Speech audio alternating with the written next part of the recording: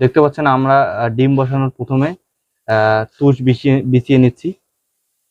দেখতে পাচ্ছেন আমরা চারিপাশে ডিম দেওয়ার জন্য মানে তুষ দিলে কি হয়, ডিমটা স্টেবল অবস্থায় এখানে থাকে, ঘুরানোর পরে আপনারা সুন্দরভাবে রাখতে পারবেন। তো আমাদের তুষ বসানোর কাজ শেষ। এখন আমরা ডিমগুলো মার্কিং করব। তো এই পাশে দেখুন আমরা এখন এই ডিমগুলো মার্কিং করব। তো দেখতে পাচ্ছেন আমি ডিমগুলো মার্কিং করে দিচ্ছি। তো দেখতে পাচ্ছেন আমি নাম্বার সবগুলোই করে নিয়েছি, 1 2 3। আমি চারটা চারটা করতেছি, 1 3 2 4।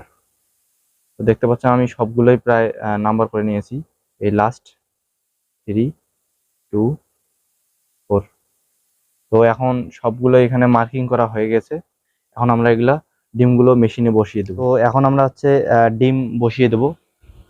দেখতে পাচ্ছেন আমি প্রথমে 2 এর পাশে দিলাম।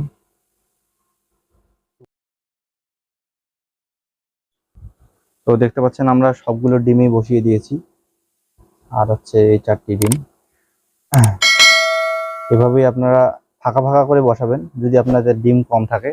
আর যদি ডিম বেশি থাকে তাহলে আপনারা যতটুকু জায়গা রয়েছে সম্পূর্ণভাবে বসাবেন, কোনো সমস্যা হবে না। তো এইভাবেই আমরা ডিমটি বসিয়ে দিলাম। এখন আমরা ঢাকনাটি লাগিয়ে দিচ্ছি। দেখতে পাচ্ছেন উপর থেকে খুব সুন্দর দেখা যাচ্ছে। আমরা এখানে সুন্দরভাবে দেখতে পাবো, আমাদের সার্কিট গুলোও খুব সুন্দরভাবে কাজ করতেছে।